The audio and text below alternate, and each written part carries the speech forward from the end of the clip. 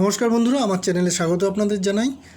আর যারা আমার হিন্দি চ্যানেল দেখতে চাইছেন, যেখানে ডিটেল পাম অ্যানালাইসিস করা হয়, রথিন সরকার পামিস্ট্রি অ্যানালাইসিস বলে চ্যানেলটি, ওটি আপনারা দেখবেন। বাংলা চ্যানেলটি আমি নতুন খুলেছি, তো আপনাদের সহযোগিতা দরকার। দয়া করে চ্যানেলটি সাবস্ক্রাইব করবেন এবং লাইক শেয়ার করবেন, যাতে ইউটিউব থেকে এই চ্যানেলটাকে প্রমোশন করা হয়।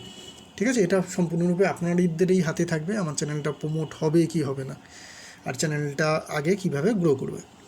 তো আজ যেটা আমরা ডিসকাশন করব সেটা হচ্ছে পামিস্ট্রিতে যে মহামূল্যবান সাইনগুলো থাকে, যেখানে আমরা আমাদের অর্থনৈতিক ও ধনসম্পত্তিক যে সফলতা সেইটাকে পরিমাপ করতে পারি, এবং এটা হরোস্কোপ, যেটা আমরা কুষ্টি বিচার বলি, তার থেকে অনেক অ্যাকুরেট হয়।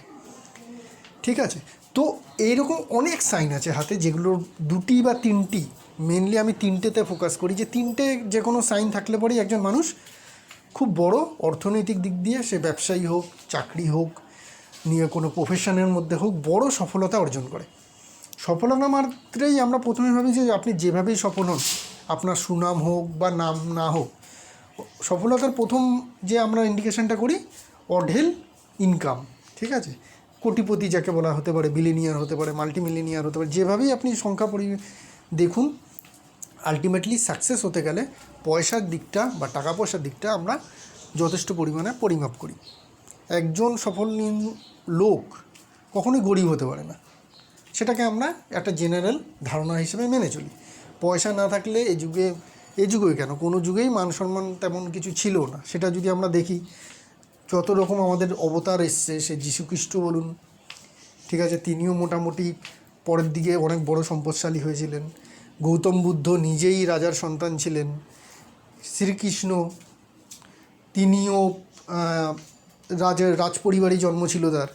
পরে গিয়ে তিনিও দ্বারকা নামক দেশটি স্থাপন করেছিলেন এবং তার রাজা ছিলেন। রাজাদের সাথেই তার ওঠা বসা। তো একটা সম্পদ, ক্ষমতা, বড় উঁচু পোস্ট আপনাকে ভগবানের কাছাকাছি নিয়ে যেতে পারে, এটা আমরা সকলেই জানি এবং মানি। টাকাটাই মেন আমরা মেপে থাকি। তো সেগুলো কী কী ইন্ডিকেশন, যেগুলো আমরা হাতে জেনারেলি দেখে থাকি, যারা সেই পরিমাণে, সেই উঁচু পরিমাণে সফলতা জীবনে অর্জন করে। প্রথমেই আসবো যে আপনি ফলো করবেন, হাতে আমাদের তিনটে মেন লাইন থাকে। কী লাইন থাকে? হার্ট লাইন এইটি, মাইন্ড লাইন এইটি, এবং লাইফ লাইন এইটি। তিনটে মেন লাইনের ভূমিকা অনস্বীকার্য। কেন? হার্ট লাইন আপনার ইমোশন কন্ট্রোল করে। আপনি ইমোশনাল কতটা, আপনি কতটা কাজ ইমোশন দিয়ে করেন, নেগেটিভ ইমোশন, পজিটিভ ইমোশন, এটা খুব দরকার। যখনই আমরা কোনো কিছু করি, কোনো সম্পর্কে যাই, কারোর সাথে কথা বলি, সবার ফার্স্ট আমাদের ইমোশন আসে।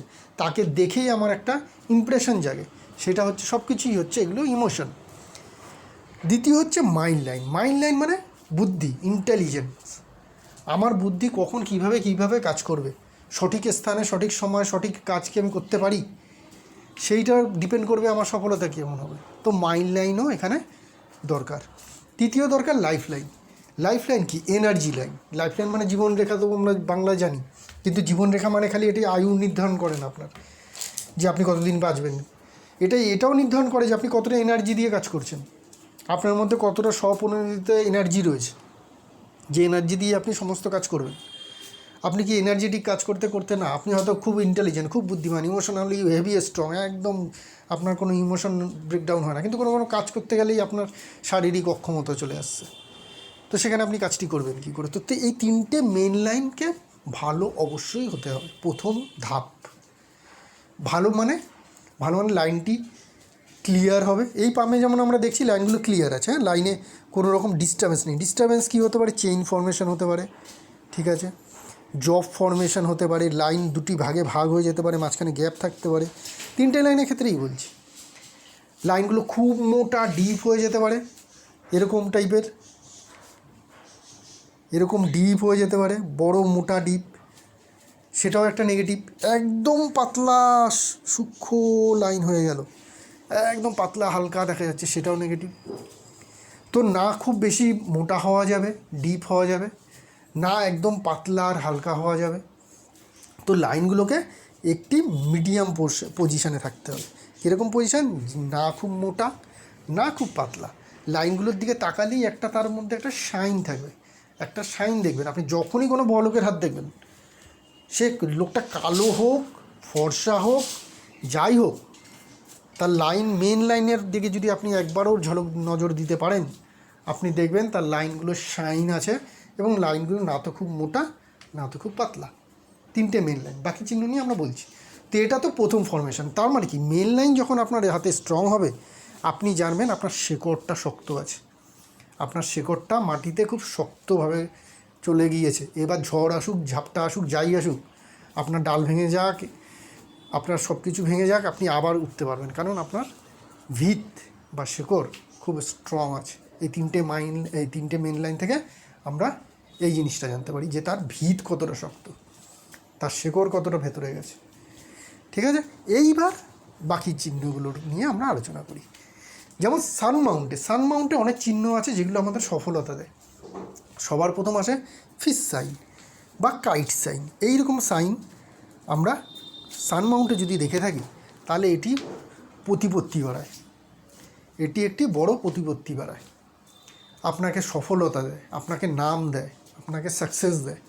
এই রকম চিহ্ন সাথে সাথে এইরকম ডাইরেক্টলি এরকম চিহ্ন না হয়েও এই চিহ্নটা এরকমও হতে পারে।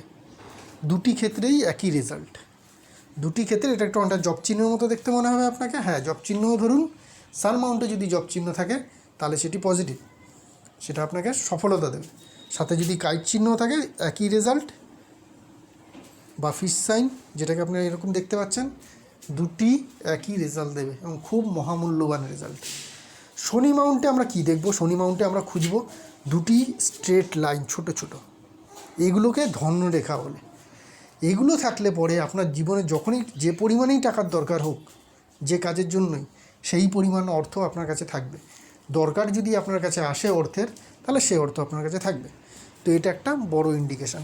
শনির মাউন্টটা নাই খুব বেশি ডিপ হবে, মানে ঢুকে থাকবে ভেতরের দিকে, নাই অনেকটা বেশি উপরে উঠে থাকবে। শনির মাউন্টটা ফ্ল্যাট থাকা ভালো, কেন শনির ফিঙ্গার খুব লম্বা হয়, তাই না? তো শনির ফিঙ্গার লম্বার জন্য শনির মাউন্টে অলরেডি এক্সট্রা পাওয়ার ফিঙ্গারের থেকেই চলে আসে, মধ্যমা থেকেই চলে আসে।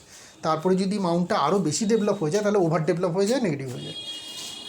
ঠিক আছে, এবার শনির মাউন্ট ফিঙ্গার যদি খুব বেশি লম্বা হয়, তাহলে সেক্ষেত্রে যদি মাউন্ট ডাউনও থাকে, তাও পজিটিভ। জুপিটার মাউন্টে কী কী পজিটিভ সাইন থাকতে পারে? জুপিটার মাউন্টে পজিটিভ সাইন থাকতে পারে সালমান রিং। সালমান রিং কেন? সালমান রিং যদি আপনার হাতে থাকে এবং সুগঠিত থাকে, যেরকম আমি ড্র করলাম, ছোট না বড়, পুরো জুপিটার মাউন্টকেই কভার করছে, তাহলে এই সালমান রিং জানবেন আপনাকে কর্মনিষ্ঠ বানাবে। আপনি কর্মের প্রতি মারাত্মকভাবে নিষ্ঠাবান হবেন। সে যে কর্মই করুন, চাকরি করুন, নিজের ব্যবসা করুন বা প্রফেশনে থাকুন, নিষ্ঠাবান বানাবে। সফলতার জন্য নিষ্ঠা খুব দরকার কর্মে। আরেকটা কী জিনিস, স্কোয়ার সাইন যদি থাকে এখানে, এটাকে বলে টিচার স্কোয়ার। এই সমস্ত লোকের মধ্যে লিডারশিপ স্কিল থাকে, অন্যকে বোঝানো। আপনি যে কাজই করুন, আপনি যদি ভালো লিডার না হতে পারেন, বড় হতে পারবেন না। কেন? আপনাকে অন্যদের বুঝিয়ে কাজ করাতে হবে। আপনি কোনো প্রফেশনে থাকলে আপনাকে তো বোঝাতে হবে যে আপনি প্রফেশনালি আপনি বেটার, অন্যদের থেকে বেটার, তবেই না আপনার কাছে আপনার ক্লায়েন্ট আসবে, রাইট? আপনি যদি ভালো ম্যানেজার হতে চান, তাহলে তো আপনার সাবঅর্ডিনেটকে বোঝাতে হবে কাজটা কীভাবে করতে হবে এবং সে কেন আপনার কথা শুনবে। আপনি যদি টিচার হন, তো আপনার স্টুডেন্টরা আপনার কথা শুনতে হবে, আপনি যে শেখাচ্ছেন সেগুলো তাদের শিখতে হবে, তবেই না আপনি একজন ভালো টিচার এবং সাকসেসফুল টিচার হবেন। তো এই স্কোয়ারটা লিডারশিপ কোয়ালিটি দেখায়। লিডারশিপ কোয়ালিটি কি? যে নিজের, সে ছাত্র হোক, সাবঅর্ডিনেট হোক বা ক্লায়েন্ট হোক, তাদেরকে ভালোভাবে বুঝিয়ে দিতে পারে ব্যাপারটা, যা শেখাতে চাইছে বা যা বোঝাতে চাইছে। তবেই সামনের যে লোক আছে সে আপনার প্রতি ইমপ্রেস হবে এবং আপনার ট্রাস্ট বাড়বে। তো এইগুলো হচ্ছে মাউন্টের যে সাইনগুলো থাকে। আর কি থাকতে পারে? চন্দ্র মাউন্টে ফিশ সাইন থাকতে পারে বা কাইট সাইন থাকতে পারে, ট্রায়াঙ্গেল সাইন থাকতে পারে, এইগুলোও ভালো। ঠিক আছে, কাইট সাইন, ট্রায়াঙ্গেল সাইন, এগুলো চন্দ্র মাউন্টে থাকা, এটাও বিদেশ থেকে জেনারেলি বৈদেশিক কাজকর্মের সফলতা আনে। তো এইগুলো হচ্ছে মুখ্য সাইন। ঠিক আছে, ছোটোখাটো সাইন। মেজর সাইনও আছে যেগুলো কোনো মতে ফেল করে না, তার জন্য আমরা অন্য একটা ভিডিও নিয়ে আসছি পরে। ঠিক আছে, তো সেই ভিডিওতে আমরা আলোচনা করব যে মেন যে লাইন থেকে, যেমন ভাগ্যরেখা কীরকম হলে সাকসেস আসবে, সূর্যরেখা, তার সাথে কি চিহ্ন বানাবে, বড় ফিশ সাইন কি, অলরেডি আমরা আলোচনা করেছি একটা প্রিভিয়াস ভিডিওতে। তাছাড়াও আরও যে সাইনগুলো আছে সেগুলো নিয়ে আমরা আলোচনা করব। ঠিক আছে, তাহলে আজকের জন্য এইটাই থাক। আরেকটা ভিডিওতে আমরা নতুন যে ইয়েগুলো আছে, তথ্যগুলো আছে, সেগুলো নিয়ে আসছি। নমস্কার আপনাদের।